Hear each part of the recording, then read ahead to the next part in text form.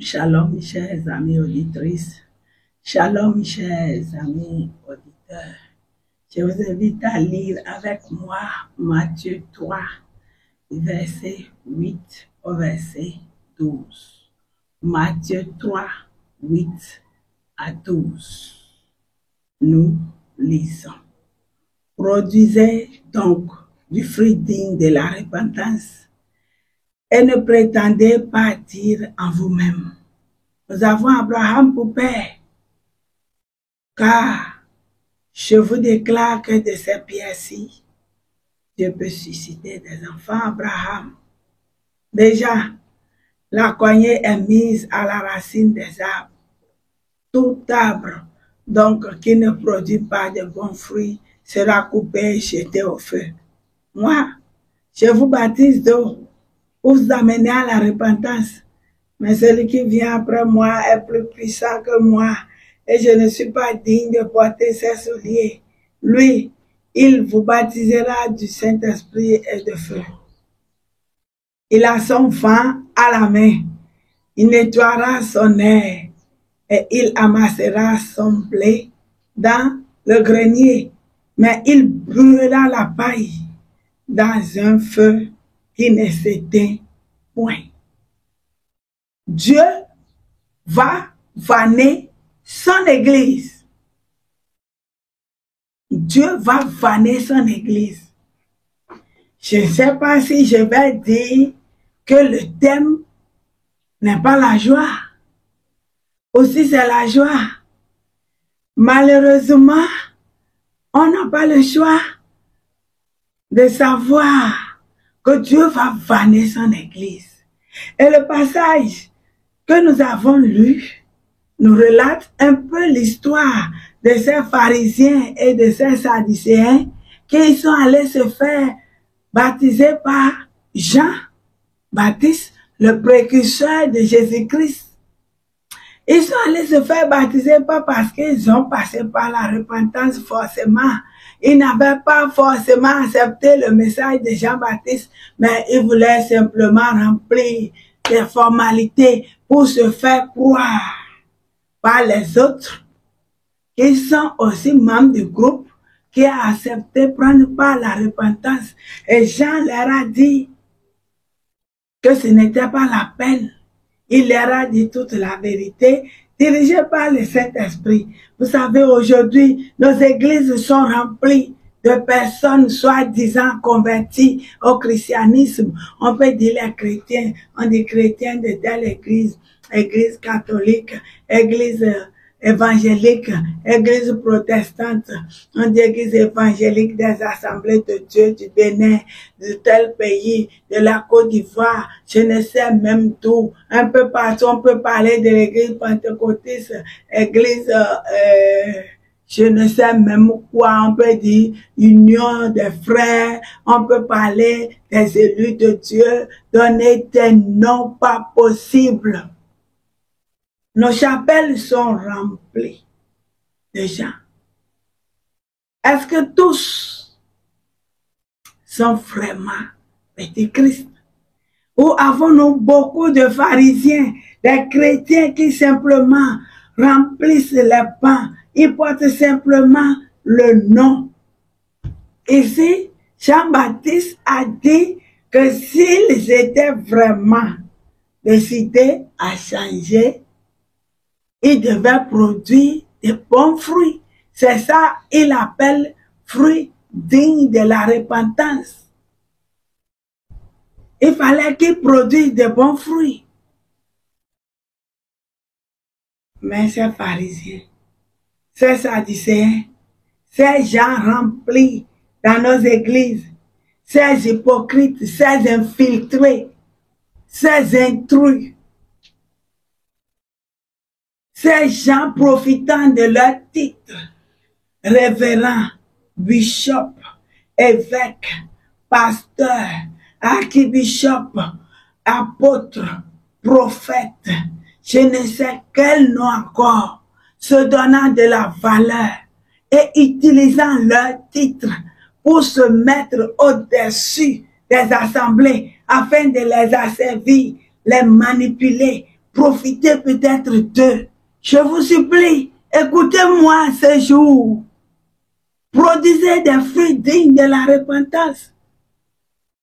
Chers leaders, chers responsables, chers gens déclarés, appelés par le Seigneur, prophètes, apôtres ou je ne sais quoi, produisez de bons fruits. Dirigez l'Église comme le Seigneur le veut.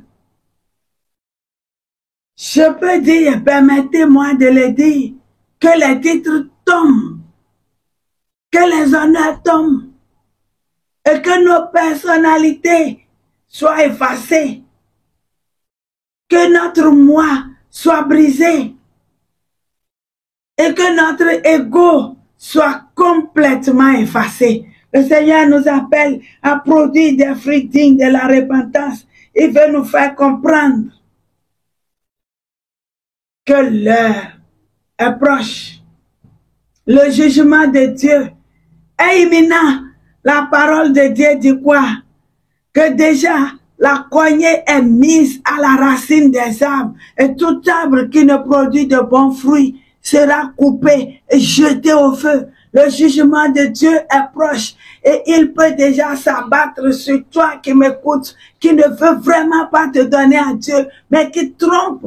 Tu trompes le pasteur, tu trompes ton frère, peut-être même tu trompes tes membres. Tu n'es pas pasteur, peut-être tu es simplement un marabout, un magicien, quelque chose que toi tu sais. Le jugement de Dieu va s'abattre, la mort peut venir. L'humiliation peut venir. Le Seigneur peut te mettre à nu et dévoiler tes œuvres.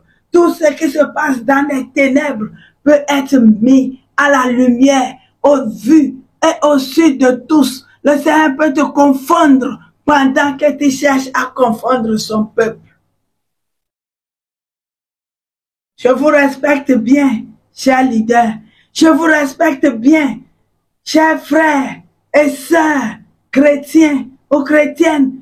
Je vous respecte, je répète, mais je voudrais que vous me permettiez de vous dire que quand la trompette va sonner, quand l'heure va sonner, quand l'heure du jugement va sonner, le Seigneur va trancher, il va séparer. Il a son vent. Je ne voudrais pas parler du vent qui souffle, mais c'est le vent qui permet de vanner. Regardez le paysan quand il récolte son maïs, son blé, son sorgho, son mil, le riz, en tout cas les céréales, il le vanne, soit avec des instruments spécifiques ou simplement pour nous, les femmes traditionnelles, avec un plateau, un vin, on vanne et l'herbe tombe pour que les grains restent.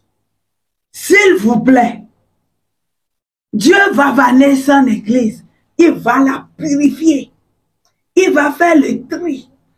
Les grains seront séparés de l'herbe. Les grains seront séparés de ce qui n'est rien.